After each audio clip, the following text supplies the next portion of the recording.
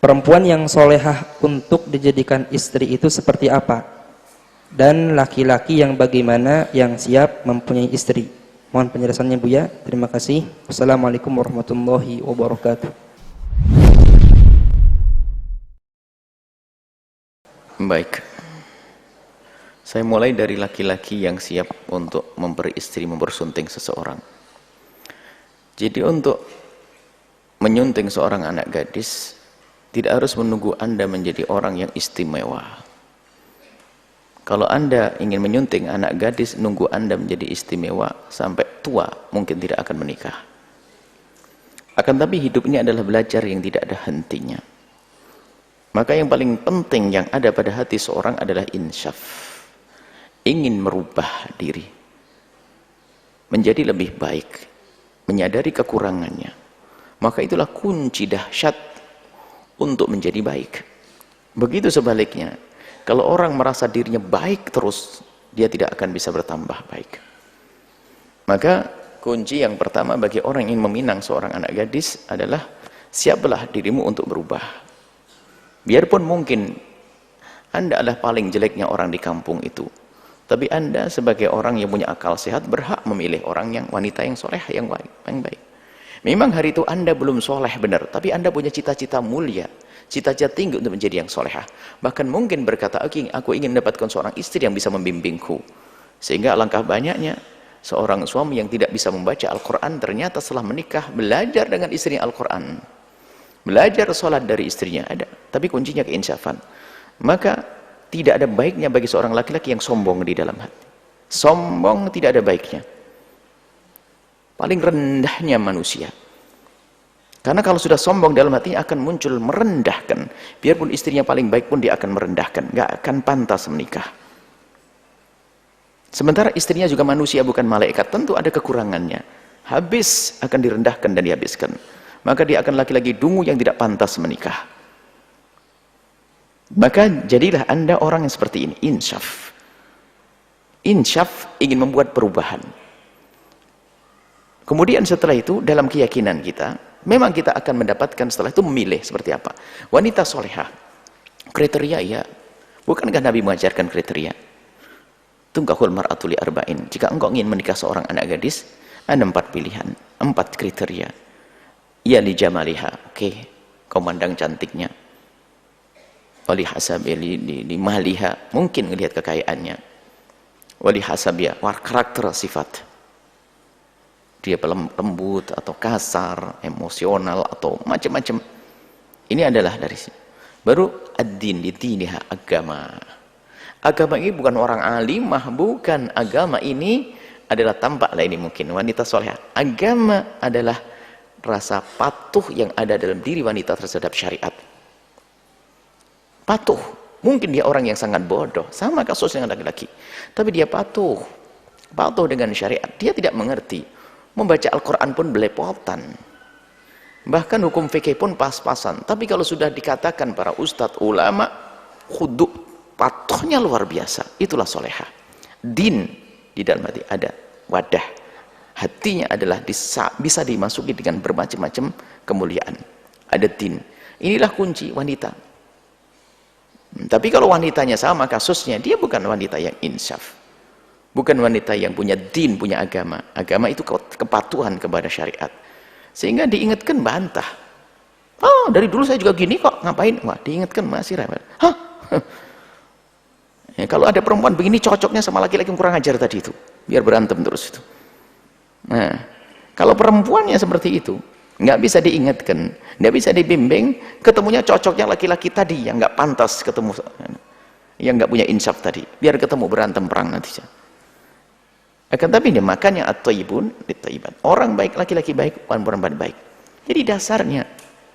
Jadi wanita salehah adalah agama bukan menjadi seorang yang alimah, bukan. Kepatuhan kepada syariat. Diingatkan oleh seseorang, bangun malam, Neng. Kenapa bangun malam? Tahajud. Allah senang dengan orang bangun malam. Doa dikabul. Oh, gitu. Semangat. Inilah yang terjadi pada ibu-ibu di kampung sana. Dia bukan seorang alim, tapi jam 3 sudah bangun malam baca Al-Quran. Barangkali 4 hari 3 hari khatam Al-Quran. Tapi yang katanya mondok bertahun-tahun tuh lihat, sholat tahajudnya tuh kadang iya, kadang enggak. Duhanya pun ngebut banget, macam-macam. Nah, ini insyaf itu wanita solehah. Jangan tergambar yang wanita solehah harus santri jebolan pondok pesantren. Ya enggak begitu dong. Keinsyafan di dalam hatinya kepada Allah, kepada kebenaran. Itulah dia solehah. Diingatkan mudah. Marhaba. Diingatkan oleh suaminya, iya bang, makasih. Kamu tidak boleh gitu sayang. Iya bang, masya Allah, senang. Ini sama suaminya diingatkan, bang tidak boleh gitu. Iya. Tapi kalau sudah perempuan diingatkan langsung niup. Dari dulu juga begini. Repot nikah dengan kamu. Oh tidak dong. Kalau orang solehah sangat senang. Diajak bangun malam, masya Allah terima kasih. Ngomong abang, aku pikir abang dulu ganteng. Ternyata setelah sering bangunin saya tahajud jadi ganteng pol. Gitu dong. Capek ini dong. Seperti itu. Jadi begitulah kisah cinta dalam kisah berumah tangga itu. Tidak harus ini seorang alim, nanti kacau dong. Oh harus ustadz, belum tentu ustadz akhlaknya nggak baik juga nggak perlu. Engkau pilih wahai anak gadisku, nggak perlu. Ustadznya nggak beradab, ustadznya sombong. Apa yang diambil dari kesombongannya? Nggak ada perlunya. Karena kalau sombong akan merendahkan dirimu. Kan sombong kepada Allah. Nggak perlu. Sama. Katanya ustadzah jebolan pondok, hafal ini hafal itu, tapi sombongnya setengah mati. Quran hafal, sombong, nggak ada perlunya. Temannya iblis dia, ngapain kau nikah dengan iblis? Jadi seperti itu, sederhana sekali. Maka benahi dirimu menjadi orang yang insyaf, tawadhu, tidak akan merendahkan. Bahkan kalau wanita, kalau laki-laki soleh, biarpun ada kekurangan yang jelas tidak akan menyebut sebagai kekurangan, apalagi bukan sebuah kekurangan.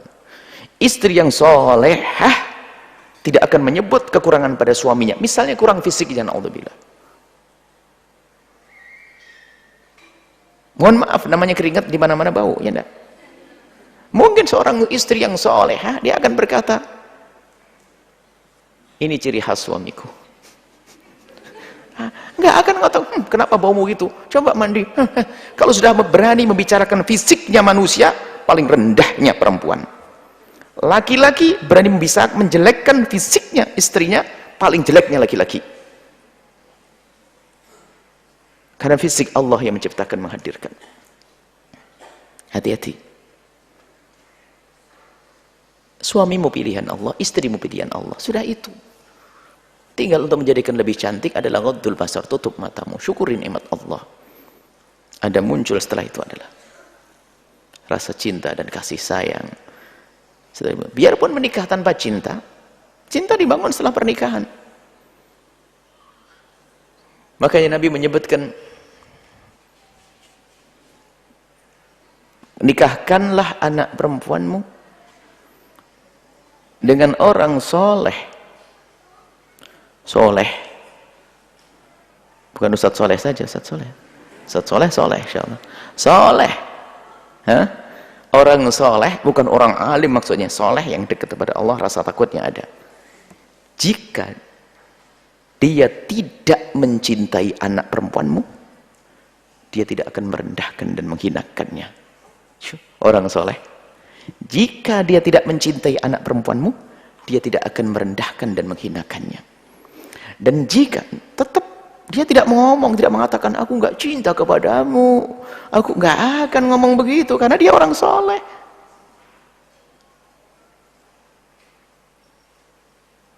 Orang soleh, jangan bodoh-bodoh amat deh.